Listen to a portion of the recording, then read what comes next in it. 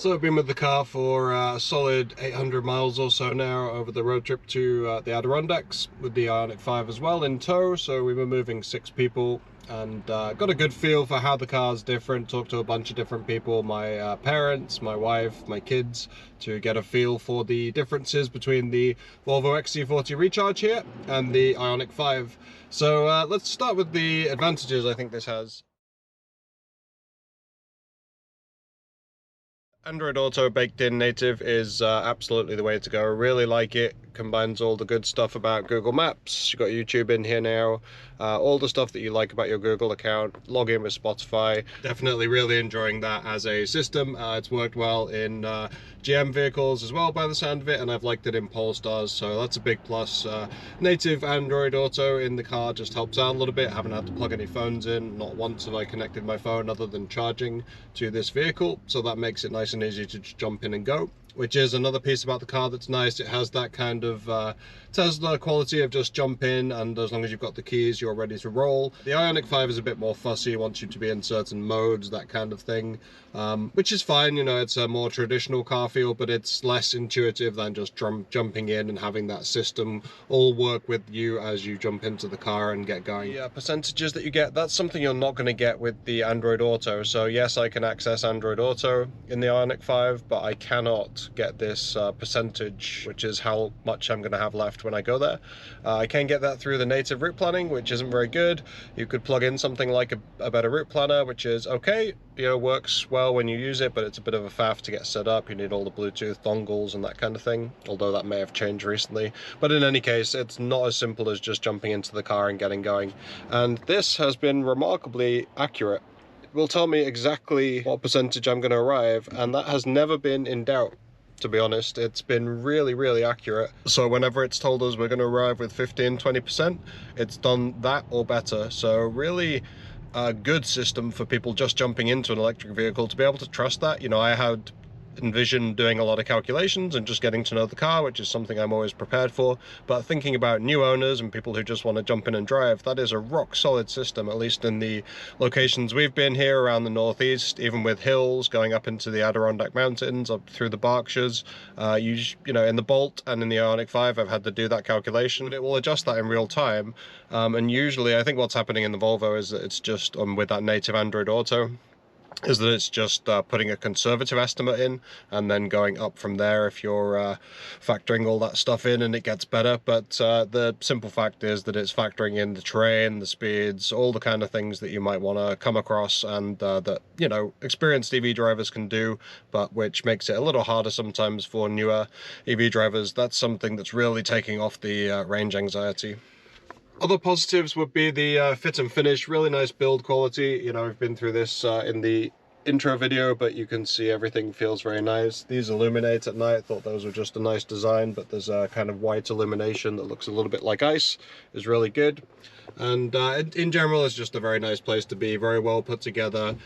What you'd expect from a Volvo, really. You're not getting any you know, huge surprises, but I found the seats very comfy. Well, as the driver at least, it's a very nice feel, feels like a good cabin, and something that I'd be happy to jump into again and do a long road trip in. No aches, pains, anything after thousands of miles, so it's not necessarily an advantage over the IONIQ 5, but the general fit and finish, everything put together over it is at the very least on par, and in a lot of ways better, just with the soft materials. And so then another advantage over the IONIQ 5 would be rear practicality and the trunk space that you get back there. Obviously it's still in that kind of compact to mid-size SUV for the US market and North America, but it's a good sized trunk there. You're really getting all of the benefits of the practicality of Volvo, lots of little pieces for luggage, little storage compartments that make it usable, and a bigger frunk up front there than the IONIQ 5.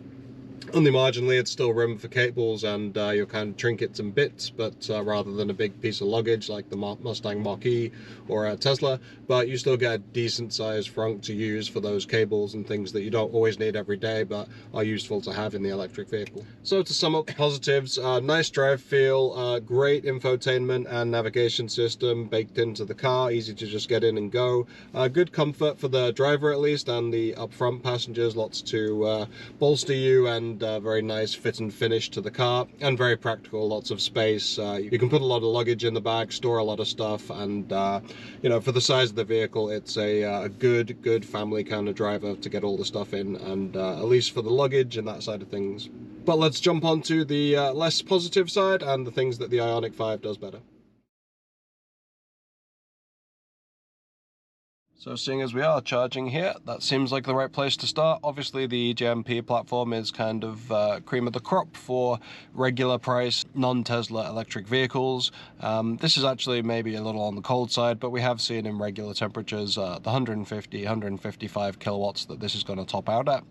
It's gone above 200 kilowatts in the 2024 model year, as we've talked about, but at the same time, we don't know how that charge curve will work. If it's just going to be a peak and then a taper, it's still going to be significantly below the IONIQ 5, EV6, Genesis GV60, all the type of things that might kind of line up with it. In actual fact, you know, in regional road trips where you're just doing one stop or maybe one longer one for dinner and meal, and then a shorter one just to top up before your destination, it doesn't make a whole lot of difference. But whatever the case, this is not going to road trip as quickly as the IONIQ 5. We definitely did little range comparisons there in the IONIQ 5 as we drove the same routes as the Volvo XC40 Recharge, and the IONIQ 5 was coming at a couple of miles per kilowatt hour, so maybe 0.1, 0.2 miles per kilowatt hour more efficient.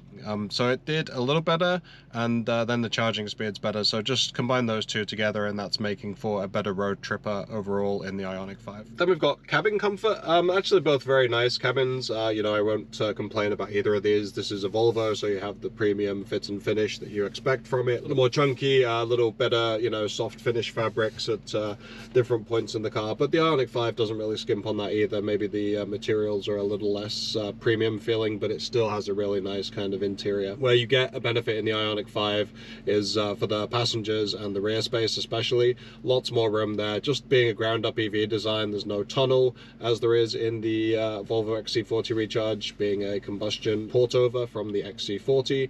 And that's something that Volvo is going to have to deal with slowly but surely as they go all electric, which they are doing. I think it's 2030. All of their roster will be electric, so that's going to be something they will remove from that. Just consider that if you're looking at an XC40 Recharge for family, what you really get is the storage space and the extra practicality. What you lose is the rear seat space and leg space, and people can't necessarily stretch out and relax quite as much. We had 4 adults in here at one point, and it's just getting a little on the tight side. So the IONIQ 5 definitely gives you that. They prioritize the cabin space, and especially the rear space with the movable bench and the sliding console, so you can give people in the back a little more space and still have enough room up front to stretch out as much as you need. And just one final note, my personal preference, I prefer not to have this massive, it's not as big as a Polestar when those go up a little higher, but this kind of big center divider I'm less positive on. I'd rather have the space. Case in point, we were able to fit a decent sized backpack between there and maximize our storage space on the way back in the IONIQ 5, and in this you're kind of limited to whatever space you got down here for the storage, and then the bin's nice, lots of little practicalities. That just goes back to the nice little touches that Volvo has added, but you know, in general I would prefer a big open space here if we could have it, rather than the something to knock your knees against. So being able to open up the roof in summer is certainly nice, and then you have the sunroof kind of vibe of being able to pull it back, and I believe there is a shade as well. So the IONIQ 5 has the shade, that's a wash, but the moonroof and sunroof, vision roof kind of thing, full glass pano versus open and sunroof feel of it is something that you might want to consider. That's kind of personal preference really. So that's a wash, but again, on the side of cabin comfort and being able to fit a bunch of people in here comfortably, the IONIQ 5 will win out on that criteria. And in terms of drive feel, good tight steering. You get a couple of settings. You can either have it firm in the Volvo or normal mode. In the IONIQ 5, you move between the different drive modes, and that's how you change it. So Sport will give you a little more of a tight feel, which is probably on par with this. But overall, the IONIQ 5 is a bit more floaty, has a bit more soft suspension. This is tuned a bit more stiffly, as you might expect from a European car. In the IONIQ, the flaps to change the regen level help out a little bit. I think that's a bonus. But at the same time, you know, this is a nice system. And the one pedal driving is exceptional in this. I'm not entirely sure. I think it's probably worth a full video in itself. The different one pedal driving feels. I like it in here. It's really good. I remember liking it in the Polestar 2 as well. It feels very responsive, comes off the decelerations quick, and it comes to a full stop. So all the things I like in a one pedal driving system. The IONIQ and Hyundai, Kia, Genesis models in general just rely on that pedal system a little more. So you do have on-demand regenerative braking by pulling the pedal back. And there's a few things to like about that.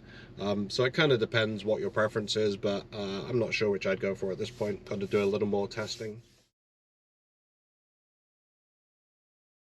So overall, which would I take? I still wanted to get back into the IONIQ 5. That's what, you know, felt a little more natural to me, so there's an element of that. But just, you know, if you're talking about road trips and we do a lot of longer distance drives, you need that faster charging. We've got 4 people regularly in the car now, sometimes pets as well. You need the extra space, the customizable pieces. Luggage space would be nice, but again, you know, with the customizable space, you can move stuff around and make that work in the IONIQ 5 without really compromising people's passenger cabin space throughout. But if you're looking for a more traditional vehicle, something that's not quite as outlandish as the EGMP cars, and you really don't travel as much, or you do regional road trips more than long distance road trips where there's only really one charge stop, this could work very well for you. So IONIQ 5 for me, but definitely very impressed with the Volvo XC40 Recharge. Happy with it. Works very well for our trip. You know, a few hundred miles away destination, you only really need that one charging stop, so it's good stuff. So that'll do it for our comparison of the Volvo XC40 Recharge here and the Hyundai IONIQ 5. What do you think? Which one would you pick? Is it the futuristic EV tech of the Hyundai, or the safety and extra premium feel of the Volvo XC40 Recharge? Let us know down in the comments, and we'll see you in the next one. Cheers.